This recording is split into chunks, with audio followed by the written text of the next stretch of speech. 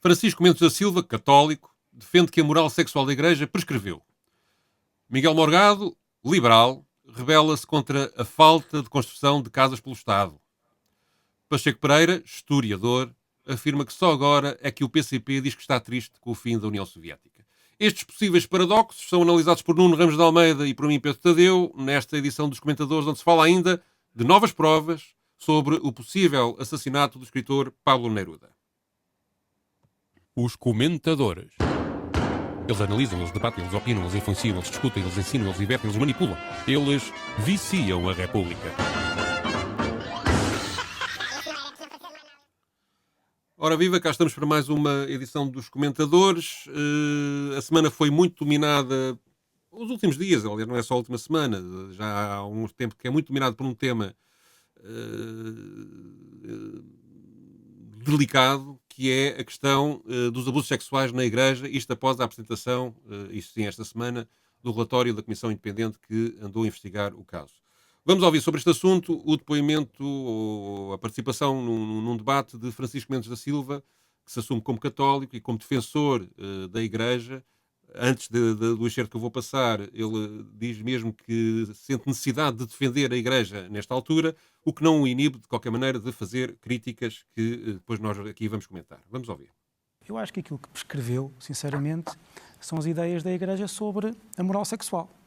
Eu acho que em grande parte disto, até porque estamos a falar de um escândalo sexual, de abusos sexuais, é preciso pôr em cima da mesa que o mundo, que a Igreja vive há demasiado tempo contra mundum.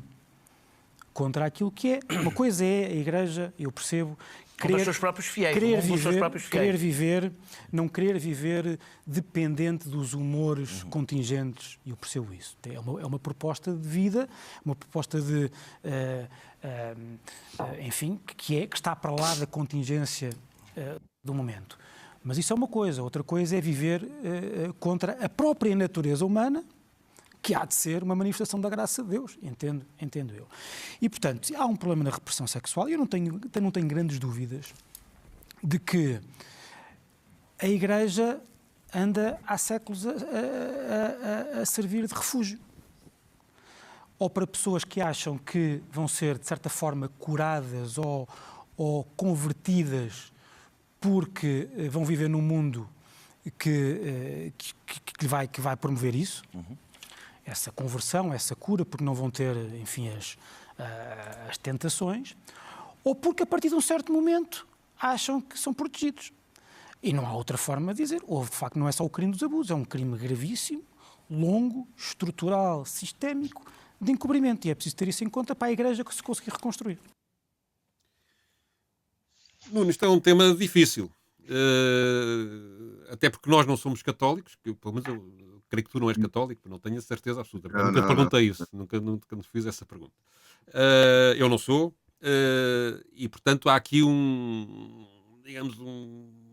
dificuldade em entender algumas coisas que a própria Igreja faz, porque não participamos desse tipo de Sim, religião. quer dizer, eu acho que o facto de não ser católico não significa que não possa ter opinião sobre práticas que afetam a sociedade toda, como é óbvio, e que são determinantes para a sociedade. Muçulmano. Mas eu queria só dizer antes disso uma coisa, que é, acho que nesta intervenção estão duas coisas distintas, e foi por isso também que eu escolhi este bocadinho, que é, uma é aquilo que eu acho que é um problema que só diz respeito à Igreja, que é de facto se os padres devem ou não cumprir celibato. Acho que não, acho que quem lá está, Contigo. deixa-me acabar a minha. Acho que quem lá está, quem é padre, ninguém é obrigado a ser padre, quem lá vai sabe ao que vai e, portanto, e também é livre de sair. Portanto, não me parece que.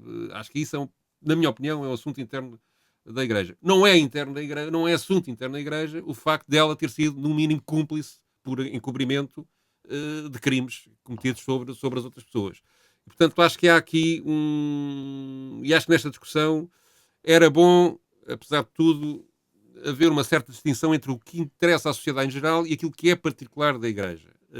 Acho que foi uma boa iniciativa eles fazerem este inquérito, promoverem este inquérito. Acho que vem tarde, comparativamente com o que se passou noutros países, vem muito tarde. Comparamos com a Irlanda, com a Alemanha, com a França, com a Bélgica, com os Estados Unidos, então, que isso é anterior. Portanto, acho que é muito tarde. acho que há uma tentativa de com isto poder-se ficar só por, digamos, um processo de arrependimento e de pedir desculpa à sociedade, mas tem que haver consequências depois práticas a seguir, e isso não estou a ver que esteja a ser construído. Espero que sim. Há uma decisão da Conferência Episcopal de há 2 anos que promete pagar indemnizações às vítimas, mas não há nada concretizado. Mas tenho receio também que este debate depois se transforme numa coisa de perseguição, um pouco como foi o caso Casa Pia, de perseguição de pessoas que nada tinham a ver com o assunto, por entrarmos numa histeria um bocado amalucada à volta deste tema, e por outro lado, que para tentar impedir isso, que depois se entre outra vez num processo de tentar esconder aquilo que se passou. Bom, basicamente, no início era só isto que eu tinha para dizer. Pois eu estou, vamos finalmente entrar num desacordo expressivo. Nós ensaiamos desacordos, as pessoas não sabem, mas nós temos um papelinho, cada um faz um desacordo assim ligeiro para isto de ter animação, e agora vamos ter um desacordo expressivo. Quer dizer, eu acho que há 2 questões aqui, aliás foram referidas por vários comentadores. As 2 questões são, por um lado, se a forma como a Igreja funciona em relação aos homens que a servem acaba por criar condições para que hajam crimes de abuso sexual, crimes de abuso sexual ou violações dessas regras, e por outro lado, se há uma cultura de impunidade completa dentro da Igreja, porque se diz à Igreja o que é da Igreja, a César o que é de César, e portanto, na prática, não se andou a vigiar estes comportamentos que são ilegais. Eu, não sendo católico, não sendo padre, naturalmente, posso ter uma opinião sobre determinadas práticas que são exercidas, mesmo que ditas de livre vontade, por um conjunto de pessoas. E daquilo que eu sei da Bíblia, daquilo que eu li, não há nada que coloque o celibato. Sim, aliás, não foi uma coisa desde o princípio da Igreja, é uma coisa até relativamente recente. Mas portanto, não há nada que coloque isso. Numa história de 2000 anos é uma coisa recente. E parece-me perfeitamente pouco natural esse celibato. Acho que não justifica nada, mas torna a vida dos padres, noutras tendências do cristianismo, isso não acontece, e torna a vida dos padres completamente absurda do meu ponto de vista. Há uma segunda questão, que é uma questão, então essa estamos de acordo, que é uma questão social. Não pode haver impunidade. Isto é, a Igreja não pode abafar, como fez sistematicamente, estes crimes ao longo de décadas e décadas. Se não tivesse havido este broá em vários países, e se não tivesse havido este Papa, provavelmente ainda estaríamos com a Igreja a tentar que o problema não era os crimes, era o conhecimento dos crimes. E neste momento, estou completamente de acordo contigo, que deve haver consequências. E as consequências têm que ser, se não criminais, porque muitos desses crimes prescreveram, têm que ser patrimoniais. As vítimas têm que ser indenizadas. A Igreja tem que pagar pelo que fez, porque ela foi corresponsável desses crimes ao os ter abafado. E só assim demonstra que realmente está arrependida, digamos, para usar o termo católico, arrependida. Se não tiver nada que decorra desse arrependimento, é uma coisa fixe, porque eu faço um crime, digo que estou arrependido e vou-me embora.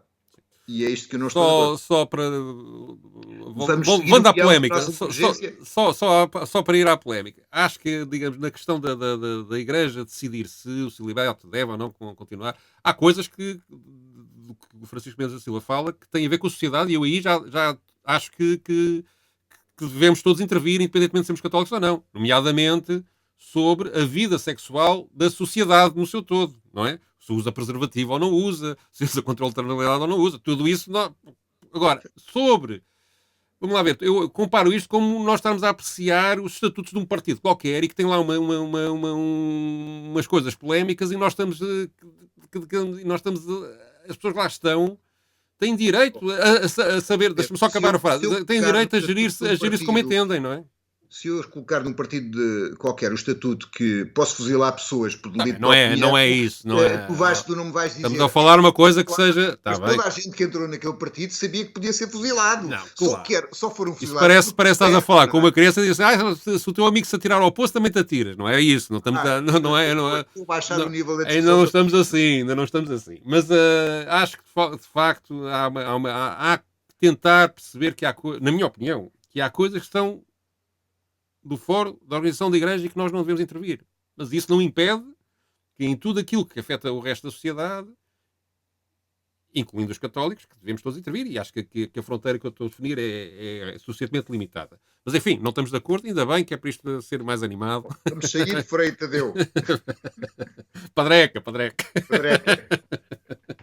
Vamos então mudar de assunto e falar de outro tema que está aí muito em cima da atualidade, que é a questão da habitação. E para isso fomos buscar um depoimento feito ainda antes do anúncio do Governo das medidas para tentar resolver os problemas que existem, um depoimento feito por Miguel Morgado.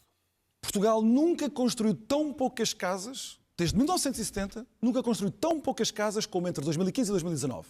Nunca! Não há comparação com nenhum quadriênio, desde 1970 até agora. Nenhum. Só para se ter uma ideia, nestes 4 anos, construíram-se 1,2% das casas que em Portugal foram construídas desde 1970. É uma desproporção brutal. Portugal deixou de construir e essa é a raiz da crise em que nós estamos metidos agora. Segundo ponto, se o setor privado deixou de construir por muitas razões, e nós não temos tempo para discuti-las todas, o facto é que o setor público pura e simplesmente desistiu de construir. Não é só o setor público estar lá, não é só o Estado estar lá, no apoio, nos auxílios financeiros a pagar a renda e por aí dentro. Não. O Estado desistiu da provisão pública de habitação. Não só para as pessoas de poucos rendimentos, mas desistiu de todo, por exemplo, para construir para a classe média. Isto não tem nenhum paralelo com o que aconteceu no resto da Europa. Portugal, neste momento, o parque habitacional público do Estado, construído pelo Estado, e não quer dizer que tenha que ser construído por meios do Estado. Pode haver contratação de privados pelo Estado, para o Estado depois dispor dessa habitação. Isso faz em todos os países da Europa em modalidades muito distintas. Em Portugal, o parque habitacional que tem origem no Estado conta como 2%, é dos níveis mais baixos da Europa. O nível mais baixo de investimento público em habitação, desde que nós temos estatísticas comparáveis, que é desde 1987, já há 35 anos. Os anos em que houve menos investimento público na provisão pública de habitação foram 2016, 2017 e 2018. Por isso, quando nós falámos aqui, e eu falei aqui várias vezes, de que estes orçamentos da Geringonça e depois do Partido Socialista a governar sozinho, quando faziam do investimento público a variável de ajustamento para fazer o bonito com os equilíbrios orçamentais, isto é, propunham no orçamento grandes investimentos públicos, depois não executavam nada, tem este preço. Se nós estivéssemos a falar da ferrovia, era uma coisa muito semelhante. Aqui no caso da habitação, tem este preço. Achas que o grande problema é o Estado não construir casas? Estás de Acho acordo? que é parte do problema. Acho que é parte do problema. Mas o problema do Miguel Morgado é que ele parte de um cenário que não é realista. Ele diz que o grande problema da habitação, como normalmente dizem os neoliberais, é um problema de oferta. Ora, nós temos um problema grave, que é nós temos 730 mil casas que estão devolutas e não são usadas para habitação. Portanto, é um problema, de facto, que o mercado sozinho não se regulamenta-se no escalão mais elevado. Agora, é verdade que o Governo e António Costa prometeram construir casas que nunca construíram. O Governo, com um pacote de pompa e circunstância, em 2018, fez o chamado as novas políticas da habitação, a geração das novas políticas da habitação, não me recordo. E nessa promessa, eles colocavam uma das promessas, havia duas mais fortes, que era passar de 2% da habitação pública para 5%. Na realidade, ainda estamos nos 2% 4 anos depois.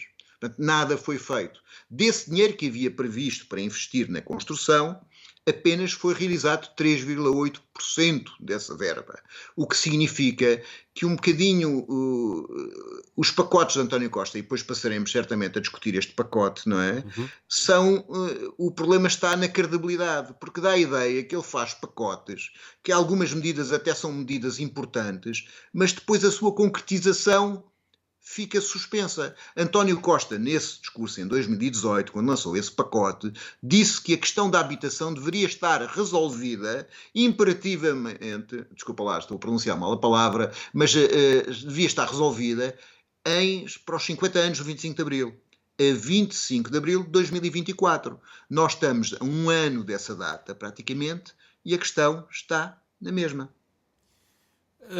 Então, antes de discutirmos as medidas apresentadas há 2 dias, pelo Primeiro-Ministro e pelo Ministro das Finanças e a Ministra da Habitação, eu também fui fazer um exercício de memória para ver o que é que o Miguel Morgado não diz aqui e que podia ter dito. Ele, de facto, já há uns dias, a 9 de fevereiro, que teve que estudar este assunto e recolheu estes números que lhe permitem dizer que desde 1970 que nunca se construiu tão pouco em Portugal, e eu não tive tempo para verificar esses números, parece-me que está absolutamente correto. Há um elemento que ele diz numa entrevista ao Jornal Económico, onde também fala sobre este assunto, que eu vou passar aqui assim, que ele aqui não diz. Ele atribui esta quebra na conversa que ouvimos ao governo da Geringonça. Mas aqui depois ele diz, para Miguel Morgado, o Estado tomou uma decisão política no início de 2000 de não construir casas novas, não só para a habitação, mas também direcionada para os estudantes. Ora, que eu saiba, desde essa altura tivemos como Primeiro-Ministros Guterres, Durão Barroso, Santana Lopes, José Sócrates e Pedro Passos Coelho, o governo que ele apoiou. Portanto, este problema... Fez parte do gabinete do Dr. Passos Coelho. Portanto, aqui neste depoimento há, digamos, este pequeno lapso que talvez fosse evitável com uma simples frase. Mas, enfim, isto é um detalhe. Eu penso que ele, no essencial, também tem alguma razão, embora também esteja de acordo contigo que não é só este o problema da habitação. Um dos problemas é também do tempo do governo em que ele participou, que é a lei do arrendamento da Assunção Cristas, que permitiu despejos em muitas zonas centrais das cidades de Lisboa e Porto, que depois foram aproveitadas por fundos imobiliários, empresas, não propriamente particulares, que, a pretexto de fazerem obras e conseguiram até correr com pessoas muito velhinhas que estavam defendidas na lei, mas que havia esse buraco na lei que permitia que pessoas com mais de 65 anos, se fosse para fazer obras profundas de remodelação, eram mesmo despejadas, e apropriaram-se grande parte da cidade, entregando depois ao turismo de habitação, a este tipo de turismo do alojamento local. E que transformou isto num grande negócio e, digamos, essa lei das rendas provocou nas zonas principais da cidade um esvaziamento da população local e, além disso, uma subida generalizada dos alugueres. Não é? E isso não foi, mesmo no tempo da pandemia, mesmo no tempo, ou seja, tudo isso foi sendo agravado ao longo do tempo e as medidas que, entanto, foram tomadas não resultaram. Houve algumas medidas de modificação da lei de arrendamento, nunca resultaram. E, portanto, uma das falhas que eu vejo neste projeto que o Governo agora apresentou é não mexer. Eu compreendo que também não podemos cair no erro anterior, em que as rendas tiveram 30 ou 40 anos sem ser aumentadas, o que, para quem vive dessas rendas, é absolutamente dramático e também não permite fazer obras, fazer pequenos arranjos, etc., porque chegavam a haver rendas de 20 escudos e 30 escudos. O problema é que a medida do Governo, como tu dizes, não corrige isso. Não corrige isso. É criar uma injustiça, porque a medida do Governo é positiva, que é o seguinte: alguém tem um valor de uma determinada renda, renegocia esse valor, não pode subir mais que 2%. Mas isso não altera uma situação de haver rendas de 2.000 ou 2.500 euros. Essas continuam a existir. Podem aumentar 2%. E depois tem ainda uma questão que é injusta, porque é assim, aqueles que têm as rendas baixas e que deviam poder atualizá-las, só podem atualizar 2%. E aqueles que têm altas continuam a tê-las altas. Portanto, este pacote é absolutamente contraditório. Ou seja, há aqui uma ideia, só para comentar o que estás a dizer, e depois vamos a outros assuntos. Ou seja, o fundo imobiliário não pode ser tratado da mesma forma que um senhorio que tem uma ou duas casas. O problema é tão simples como este. E as leis continuam a achar que é tudo igual. E não é. A realidade é essa. Deixa-me só dizer uma coisa, que eu acho que este pacote tem 2 aspectos positivos, que eu não sei, 2,5, que eu não sei se serão cumpridos e se podem ser cumpridos. Quer dizer, um aspecto positivo é de facto este de tentar regular o aumento de rendas. Não criou um limite às rendas, que deveria criar, mas tenta regular. E o segundo aspecto positivo é tentar colocar de uma forma impositiva no mercado as 730 mil casas que estão devolutas. Depois tem aspectos que, do meu ponto de vista... Mas há aí uma coisa que me preocupa, só antes de dizer os outros aspectos, que é se há uma correria a essas casas, ou seja, se há uma série de senhorios, de donos dessas casas, que acabam, de facto, por entregar as casas ao Estado para gerirem e receberem só a renda que o Estado lhes pagar, como é que se vão fazer essas obras? Ou seja, pode de um momento para o outro... Está previsto, isto é, o Estado faz essas obras e desconta as Não, obras... isso não é, eu não estou a dizer, não é esse o mecanismo, é como é que tem capacidade de resposta para ou seja, de repente ter 100 mil casas para gerir, não é? Esse é um dos problemas. O segundo problema que eu acho nisto são duas medidas. Uma das medidas tem que ver com o licenciamento, com o termo de responsabilidade do arquiteto. Significa, e com as ordens dos arquitetos a verem-se a posteriori se aquilo foi bem ou mal construído. Significa desregulamentar totalmente a construção. A construção vai deixar de respeitar os planos diretores municipais e depois de construída é que vamos ver se aquilo está bem ou mal e eventualmente a ordem abrirá, não sei se tem meios nem interesse para isso, um processo ao arquiteto. E vai haver uma enorme pressão. Mas entanto a casa está feita. Os proprietários, os investidores vão dizer, se você não faz, tem aqui um arquiteto ao lado que faz. E, portanto, quer dizer, vai haver uma desregulamentação total dos planos diretores municipais, vai haver violações ambientais, vai haver um conjunto muito grande. E a segunda questão que eu acho que é absolutamente errada é a questão do mecanismo de correção do aumento da taxa de juros a taxa fixa bancária. Sim. Porque não há nenhuma correção. Isto é, o Estado não vai aos lucros estratosféricos da banca, não lhes reduz o spread, não os obriga a aumentar os juros dos depósitos. Nós temos uma situação em que os bancos recebem muito mais dos nossos empréstimos, mas em relação aos nossos depósitos continuam a pagar um juro muito, muito baixo. E a questão é, teria que haver uma solução em que este aumento da taxa de juros fosse repartida entre as pessoas que pagam, que podiam ser compensadas pelo Estado, de alguma forma, e ao mesmo tempo o lucro dos bancos. O Estado não pode ir à taxa de juros porque ela é ditada pelo BCE, enquanto estivermos na moeda única, mas pode impor políticas de spread bancário e pode pôr a Caixa a fazer determinadas operações. E aquilo que acontece é a garantia, na prática, com esta política dos lucros desmesurados da banca. O Estado não quer pôr em causa isso e vai pagar, ou dizer que paga, às pessoas que estão em taxa de risco. Resta saber se não foi como na pandemia. Na pandemia também havia fundos para toda a gente e no fim ninguém conseguia aceder aos fundos. Porque vamos ver qual é a burocracia criada em relação a isso. E em relação ao banco, aliás, há outras coisas, mesmo admitindo, até porque isso ia trazer problemas com a Comissão Europeia, etc., que não se podia, digamos, decretar uma taxa fixa, ou acho que certamente seria possível marcar um diferencial entre a taxa fixa, aquilo que é proposta, e o Euribor. Se não vai suceder o que sucedeu nas telecomunicações, quando passou a ser obrigatório haver contratos sem fidelização. Custam 30% a 45% mais do que o contrato com fidelização. E, portanto, ninguém vai fazer, ou só mesmo uma maluquinha é que vai pagar 45% a mais para ter internet e televisão. E isso, com esta medida da taxa fixa, parece que vai suceder claramente isso na banca. E há outras coisas onde se podiam atuar. A regulamentação que não existe sobre comissões que se cobram, seguros, etc., tudo isso podia fazer reduzir substancialmente o pagamento que no final do mês as pessoas fazem. E são coisas que eu não acredito que o Estado não tenha, digamos, legalmente, possibilidade de intervir aí sem ofender lá os parâmetros do mercado e da livre concorrência, etc. Mas provavelmente para a semana ainda voltamos a este maravilhoso... Há muita coisa, até porque há muita parte, digamos, o que é proposto é complexo. Haverá coisas positivas, pelo menos no papel, mas depois que na prática, como aconteceu com a pandemia, vamos ver, não é? Mas também há muitos detalhes que é preciso ainda perceber e, portanto, que nós não estamos... Eu não estou preparado para estar neste momento a discutir. Mas o panorama geral também há uma coisa que eu tenho que dizer. Há aqui, pelo menos, uma ação... Houve aqui uma operação política feita nesse dia da apresentação e que uma tarde inteira, frente ao televisor, a explicar as soluções para a habitação por parte do Governo. Isto depois, na véspera, ter havido um debate na Assembleia da República promovido pelo PCP, em que o PCP foi estado para canto, como se aquilo que estivesse ali não servisse para nada, e, portanto, apagando esse debate.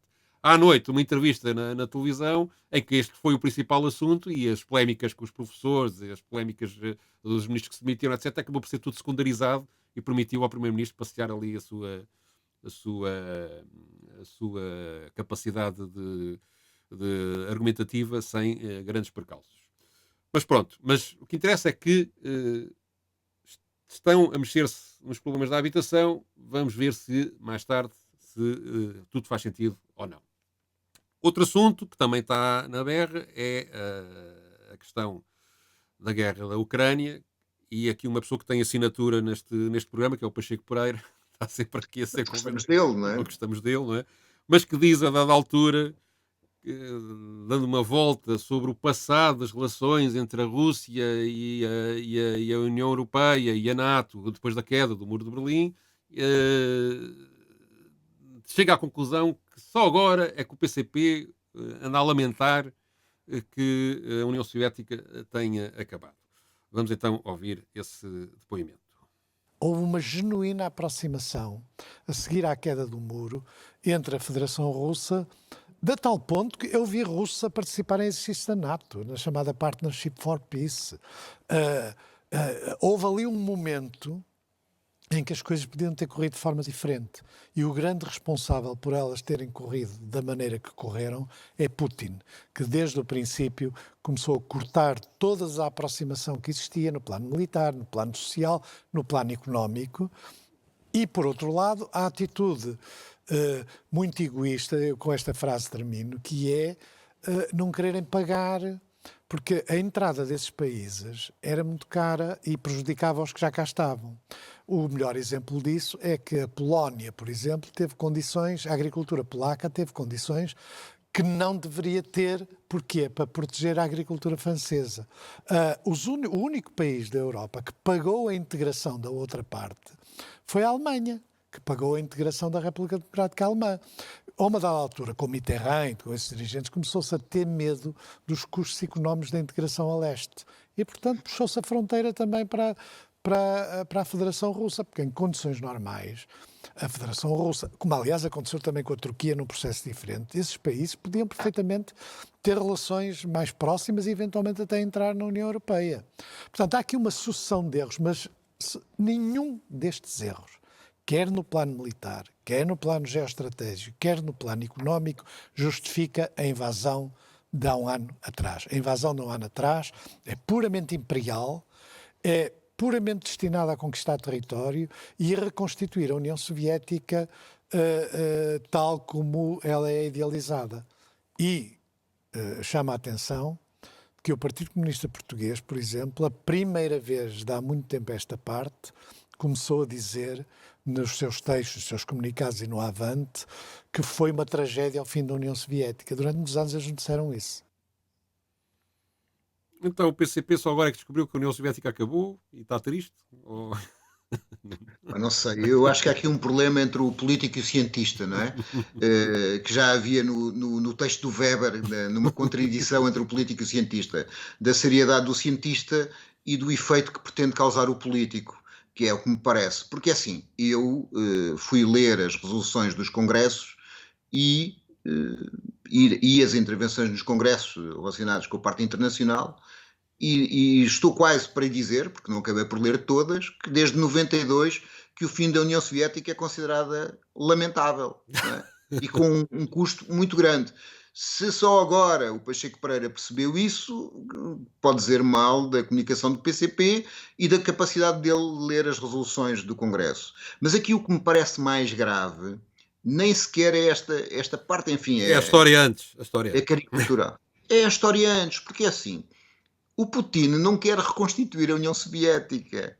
Aliás, quando ele no dia da intervenção militar, no dia da invasão, o que o Putin fala é que a culpa da situação de existir a Ucrânia é da União Soviética. Sim. O Putin culpabiliza Khrushchev justamente Lenin e os bolcheviques de terem dado liberdade às nacionalidades no Império Russo. Uhum.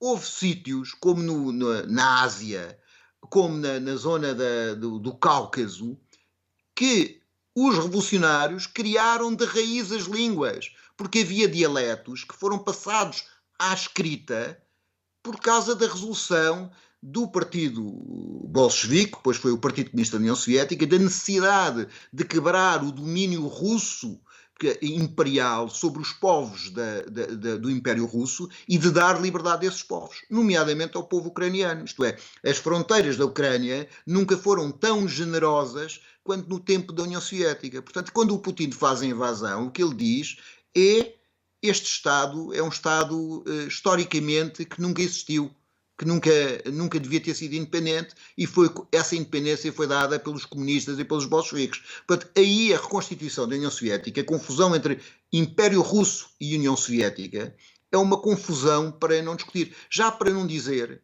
que esta parte eu depois tenho... Não, continua. Já para não dizer que há uma história absolutamente grave, é que ele considera que não há nenhum problema anterior a esta guerra. E ele diz que dizer que há problemas na Ucrânia, com a passagem da Ucrânia para o Ocidente e com a discriminação da parte de cultura russa do leste da Ucrânia, não é um problema. E aí escamoteia uma coisa grave, isto é, na União Soviética não havia um problema na Ucrânia, porque a Ucrânia, para além de ser uma república autónoma, pertencia a um Estado soviético mais geral, onde as populações todas eram de origens nacionais diferentes, mas soviéticas. Portanto, os 40% da população de cultura russa ou de etnia russa que estavam na Ucrânia estavam em igualdade de circunstâncias de cidadania. Quando se concedeu a independência à Ucrânia, ela era neutral e isso também não houve problema. O problema torna-se quando há uma revolução dita pró-ocidental, que a primeira medida que toma é proibir o ensino do russo como língua nacional. A primeira medida que toma é isso. E, portanto, afrontar uma parte significativa da população do país. E isto precisa de resolução. Independentemente da questão da invasão ser errada, independentemente de nós acharmos que não deveria haver invasão, os dois, a verdade é que há um problema que é subjacente que precisa de resolução política, que é qual é o papel das minorias nacionais e se a Ucrânia tem ou não tem que ser um Estado que garanta a segurança dela, mas também da Rússia, porque a Rússia tem o direito a não ter mísseis nucleares um Estado a 2 minutos de Moscovo. E há também aqui alguma falta de rigor na descrição que ele faz das relações da União Europeia com a Rússia a seguir à queda do Muro de Berlim, porque Putin chega ao poder no final de 99, em dezembro de 99, e até 2002 ele pede, inclusivamente, informalmente, a adesão à NATO. Portanto, tudo isso depois levou uma volta porque, basicamente, deixaram-no a falar sozinho. Foi o que a União Europeia e a NATO fizeram, muito entusiasmadas com o alargamento que estavam a fazer a leste. Mas em relação ao PCP, eu também fui ver as resoluções políticas e tenho isto aqui tudo organizadinho. O que é que tu ias fazer isso? Eu arranjei aqui um tempinho e fui lá ver isto. Então, estamos antes da queda da União Soviética. Em 1990, o PCP fez um congresso extraordinário, que aquilo estava tudo caótico, e na resolução política que aí é tomada, portanto, no documento que sai desse congresso, que eu vou aqui mostrar, está no site do PCP, portanto, está disponível para toda a gente, diz a dada altura assim: os graves acontecimentos e crises nos países socialistas não alteram as realidades do capitalismo como sistema de exploração do homem pelo homem, de desigualdades, injustiças sociais e as mais desumanas formas de discriminação e opressão.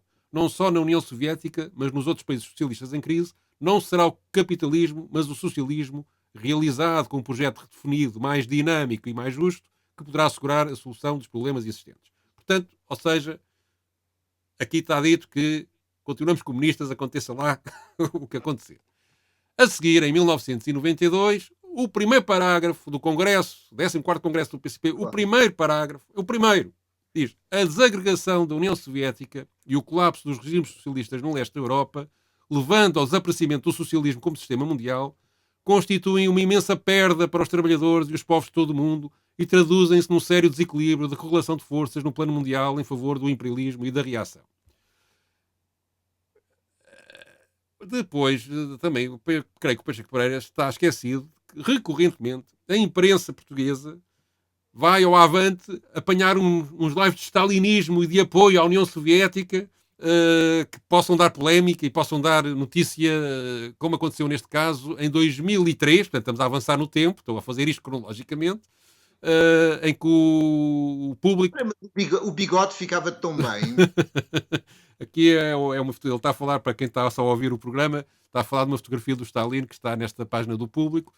Por acaso está um bocado cortada aqui a cabeça do homem, coitado. Mas também ele mandou cortar alguma. Não, ele não era muito da guilhotina, era mais de venenos e coisas assim. Deixa-me dizer-te que ele tem uma frase genial. Quando ele, a certa altura, ele diz na biografia do Deutscher, ele cita que é: o Kamenev e o Zinoviev pediram uma cabeça do Trotsky. E eu disse-lhes: começamos a cortar cabeças, nunca mais acabamos. Bom, houve um artigo no Avante, escrito pelo chefe da ação na altura, o Leandro Martins, com quem eu trabalhei, que tinha este título: Nostalgia Russa pelos Tempos do Socialismo. Era um artigo onde se falava que na antiga União Soviética havia uma certa nostalgia pelo Stalin e pela União Soviética. E então há aqui um artigo que depois isto tem uma grande polémica, esse artigo, foi dito: lá estão os stalinistas, lá estão aqueles terríveis comunistas. O PCP emitiu uma nota que é aqui citada neste artigo, a dizer que as opiniões que são escritas no Avante não são exatamente as opiniões tomadas nas resoluções políticas do PCP e que o coletivo é definido por aquilo que é a posição do partido, portanto é definido por aquilo que vem nas resoluções políticas e nos comunicados oficiais. No Avante, quem assina responsabiliza pelo que lá está. E diz que há uma apreciação crítica nas resoluções do 13º e 14º Congresso àquilo que se passou na União Soviética, o que não invalida que se considere que a União Soviética foi uma componente essencial do socialismo. É o que está aqui escrito. Finalmente, lançando mais um tempo, em 2005, comunistas, outra vez a mesma coisa, mas agora no Diário Notícias, comunistas reabilitam o mandato de Stalin. Outra vez outra coisa que foi escrita no Avante. Quantas vezes um gajo pode reabilitar o Stalin? Não é de uma vez, tem que ser prestações. Aqui foi a propósito do 60º aniversário da Segunda Guerra Mundial. E é uma notícia do Avante em que se diz que na antiga União Soviética houve vários sítios onde o Stalin foi homenageado. Há depois uma referência a um artigo de Manuela Bernardino, que era da Comissão Política do PCP nessa altura, onde ela escreve um artigo a dizer que houve um contributo decisivo da União Soviética, do seu povo e do Exército Vermelho na questão da Segunda Guerra Mundial. E há ainda depois uma referência a outro artigo do Avante, mais antigo, de 5 de maio, onde se fala da liberdade de culto na União Soviética, que foi instaurada a partir precisamente de Stalin. Portanto, como se vê, aqui elogios ao senhor, parece que afinal eram demais, já não se percebe nada.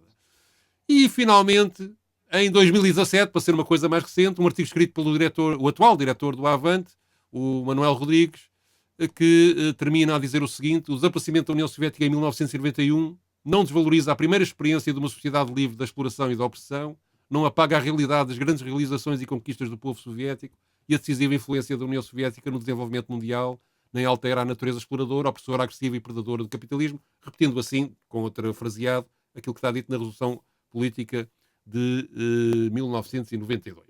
Portanto, há aqui um percurso que eu fiz aqui desde 1990 até 2017, deixo depois os últimos anos entregues ao Pacheco Pereira, em que nitidamente o PCP não mudou de posição em relação a este assunto, que é, por um lado, reconhecendo as virtudes que a União Soviética teve e não embarcando numa demonização excessiva que tem sido feita e muitas vezes manipulada da história da União Soviética, mas não escamoteando os crimes e os horrores que ali foram cometidos e os erros políticos que também foram cometidos. E sobre isto está tudo? Já foi muito. Só queria dizer uma coisinha, que é, eu tenho bastante respeito pela obra de historiador do Pacheco Pereira, nomeadamente sobre os volumes sobre o Álvaro Cunhal. Acho que estão ali trabalho bem feito com seriedade, a partir de uma posição que eu não compartilho. De tal maneira que, por exemplo, em relação aos papéis e ao arquivo do meu pai, eu e o meu irmão demos a efêmera a coisa, porque acho, portanto, que é uma pessoa séria. Mas sempre que fala de política internacional, sai-lhe o pé para o chinelo, não é? É o mesmo Pacheco Pereira que nos garantiu que havia armas de destruição maciça no Iraque. Portanto, quer dizer, parece-me que aqui a divisão, tendo eu absolutamente convicto que é uma pessoa séria, mas a divisão entre o político e o cientista é radical. Todos nós, os dois, temos opiniões determinadas, algumas poderão estar corretas ou incorretas, expressamos essas opiniões, mas a um historiador daquela categoria pede-se algum rigor que me parece que não foi utilizado desta vez. Bom, vamos mudar de assunto, também isto já está a ficar muito comprido. Um padre. Quê? Neste momento parecia um padre. Não, o Padreca fui eu, a princípio. Dessa acusação já não me tiras. Mas eu assumo isso. Um espírito um bocadinho de Padreca. Vá. Tudo pela moral e os bons costumes. Mas vamos àquela rubrica de... E porquê é que não se fala disto?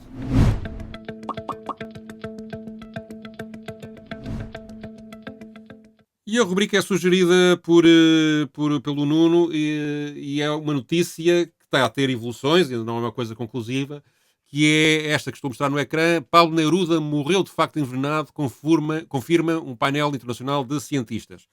Ao fim destes anos todos, portanto, estamos a falar de uma morte que foi 16 dias depois do golpe de Estado do Pinochet, que derrubou o Salvador Allende, em setembro de 1973. 16 dias depois, o Pablo Neruda, que tinha sido diagnosticado com cancro na próstata, morre em casa, não no hospital. Ele foge do hospital porque achou que estava a ser envenenado lá quando isso aconteceu. E, entretanto, mais recentemente, a partir de 2013, começou-se a investigar e a fazer testes científicos. Há um painel internacional de cientistas que está a examinar os restos mortais do Pablo Neruda, que foi Nobel da Literatura, convém não esquecer, em 71. Chegaram à conclusão que há veneno metido no corpo do Pablo Neruda. Não se sabe como é que o veneno lá chegou e não se sabe se foi injetado, se não foi injetado. Há quem já diga... Agora é que há um motorista que diz Sim. que viram a ser injetado. Sim. Há quem diga que ele foi realmente envenenado e quem defenda que já há provas suficientes para dizer isso. A juíza que tem o caso na mão diz que ainda não é bem assim, que tem que ver mais dados, tem que estudar mais. Há num painel de peritos, também já havia declarações relativamente contraditórias. Mas isto traz um problema que é a análise da história está sempre politizada, não é? E de facto há muitos dados... E da justiça e do jornalismo, etc. Mas digamos, só em 2013 é que se começou a ver se realmente a possibilidade do assassinato era uma possibilidade real ou não. Portanto, foram passar 40 anos antes disto ser devidamente investigado. E houve, entretanto, o fim da ditadura, claro que o processo chileno depois teve de pacificação da sociedade, se calhar impediu que este tipo de investigação fosse feita, mas a verdade é que, neste caso, como em muitos outros que se passam no mundo, aquilo que passa para o futuro muitas vezes não é a verdade. Bom, eu acho que é bom relembrar, não sei se tu disseste, o poeta comunista Pablo Neruda. Poeta comunista, sim. Aliás, o Partido Comunista do Chile sempre disse que ele foi assassinado. Não é? Sim. Aquilo que descobriram no corpo dele em grandes quantidades é uma bactéria que era utilizada pela ditadura chilena para assassinar outros... uma bactéria que provoca o botulismo. Sim, exatamente. Sabia que era em latim, tu irias saber dizer a palavra, por isso tentei não fazer o Padreca sabe latim agora. A tua vocação, o latim. Pronto. Eu queria dizer que o que é indesmentível, embora o queiram fazer apagar, é que houve uma ditadura no Chile que matou, torturou milhares e milhares de pessoas. E que foi uma ditadura que foi apoiada por o chamado mundo livre e pelos Estados Unidos da América, e foi apoiada pelos chamados neoliberais, que hoje aparecem como paladinos da liberdade. O Hayek tem uma frase numa entrevista ao Mercúrio, a um jornal chileno, em que diz que mais vale uma ditadura liberal que uma democracia que não seja liberal. E eu, só para acabar, fiz uma discussão que está muito na moda há uns meses com aquela entidade de inteligência artificial da moda, e disse-lhe que os neoliberais apoiavam a ditadura de Pinochet. E a máquina respondeu-me que não, que eles até tinham feito críticas. Eu disse, então diga-me lá uma crítica. E ele pôs-me uma crítica na entrevista do Mercúrio. Eu disse, olha, mas tem graça, porque na mesma entrevista ele diz isso, e depois diz, mas era bom que não o matassem nem torturassem. Mas na realidade eles acharam que era mais importante passar aquilo que era nacionalizado na economia, aquilo que era progressista na economia, os direitos dos trabalhadores, fossem liquidados para fazer um capitalismo selvagem, do que haver liberdade e democracia. E é esta força deles, este posicionamento deles, que faz com que eles reescrevam a história tendencialmente. Nós temos, em relação à Segunda Guerra Mundial, hoje não há a percepção que o maior esforço para ganhar a Segunda Guerra Mundial foi feita pela União Soviética, e nos países que resistiam, o maior número de resistentes eram comunistas. Isso é apagado, e estamos a apagar também todos os crimes que o capitalismo promoveu, que foram muitos e enormes. E com isto concluímos esta emissão dos comentadores. Voltamos para a semana. Passem todos o melhor possível. Os comentadores. Eles analisam, eles debatem, eles opinam, eles influenciam, eles discutem, eles ensinam, eles divertem, eles manipulam. Eles viciam a República.